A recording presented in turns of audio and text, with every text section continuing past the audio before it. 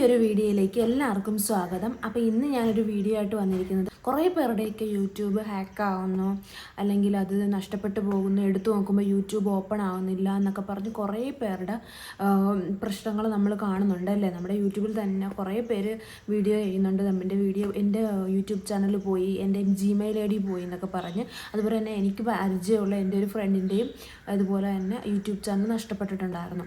അപ്പം അത് നഷ്ടമാകാതിരിക്കണമെങ്കിൽ നമ്മളൊരു സംഭവം ചെയ്തു വെക്കണം. അതായത് നമ്മൾ യൂട്യൂബിൽ നമുക്ക് നോട്ടിഫിക്കേഷൻ വരും കൃത്യസമയത്ത് തന്നെ. ഇന്നപോലെ എന്താണെന്ന് വെച്ചാൽ ചെയ്യാം.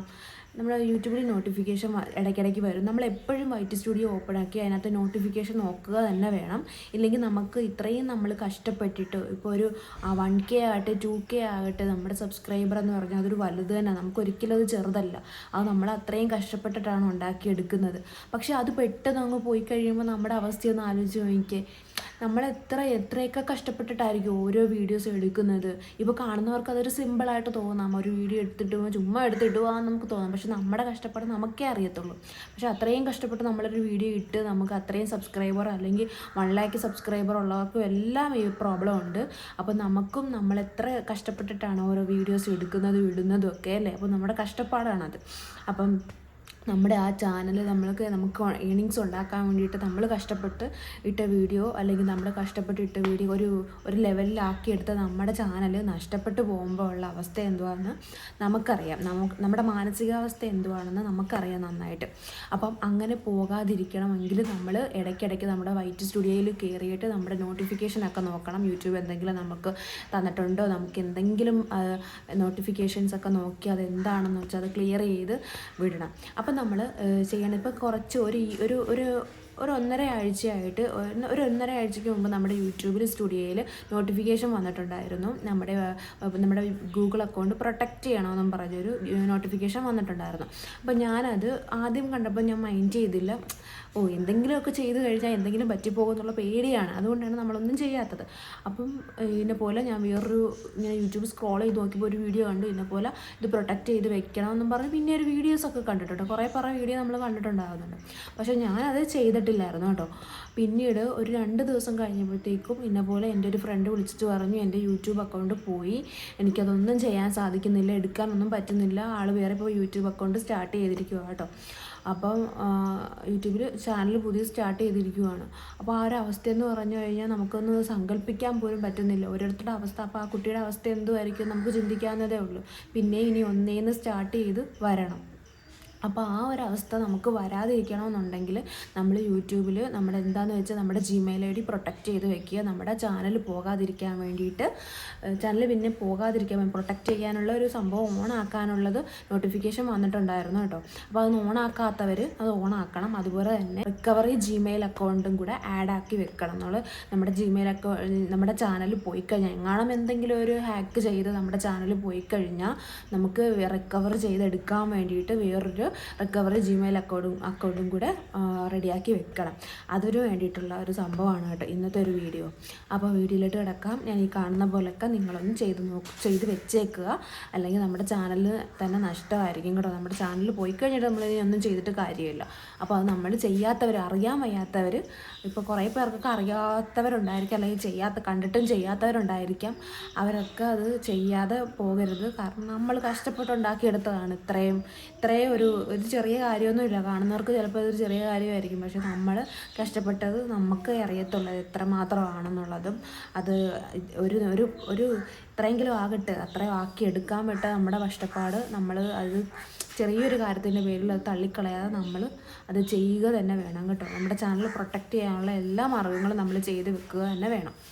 അപ്പോൾ നമുക്ക് വീഡിയോയിലോട്ട് കിടക്കാം.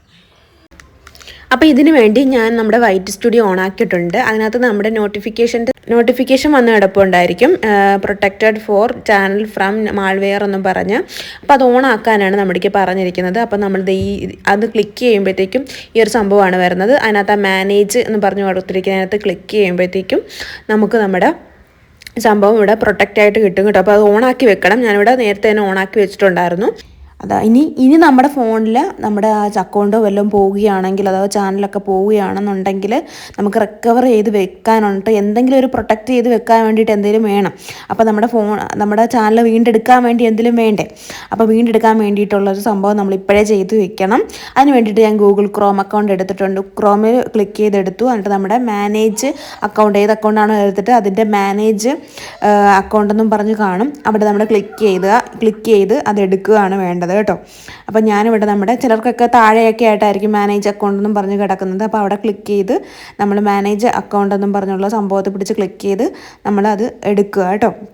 ഒന്നിൽ കൂടുതൽ അക്കൗണ്ടൊക്കെ ഉള്ളവർക്ക് ഈ കാണുന്ന അക്കൗണ്ടിൻ്റെ ആ സൈഡിൽ പിടിച്ച് നിൽക്കുമ്പോഴത്തേക്കും കാണാൻ പറ്റും. അപ്പോൾ അവിടെ പിടിച്ച് ക്ലിക്ക് ചെയ്ത് മാനേജ് അക്കൗണ്ട് എടുത്തു കഴിഞ്ഞാൽ പിന്നെ നമ്മൾ ചെയ്യേണ്ടത്, നമുക്ക് അവിടെ തന്നെ ഈ ഒരു ഹോം പേജിൽ തന്നെ കാണാം. നമ്മൾ നമ്മുടെ അക്കൗണ്ടിൽ അത് ചെയ്തിട്ടില്ല എന്നുണ്ടെങ്കിൽ നമുക്ക് ആദ്യം തന്നെ വന്ന് കിടക്കും കേട്ടോ. അവിടെ നമ്മുടെ ജിമെയിൽ അക്കൗണ്ട് മാനേജ് അക്കൗണ്ട് എടുത്ത് നോക്കുമ്പോൾ തന്നെ നമുക്ക് കാണാൻ പറ്റും. അപ്പോൾ അവിടെ യുവർ റിക്കവറി ഇമെയിൽ എന്ന് കാണാം, യുവർ റിക്കവറി ഫോൺ നമ്പർ എന്ന് കാണാം. അപ്പോൾ അതൊക്കെ നമ്മൾ റിക്കവർ ചെയ്ത ഒരു പുതിയൊരു നമ്മുടെ ജിമെയിൽ അക്കൗണ്ട് റെഡിയാക്കി വെച്ചേക്കണം കേട്ടോ. അപ്പോൾ അത് നമ്മളിവിടെ അടിച്ചു കൊടുക്കണം.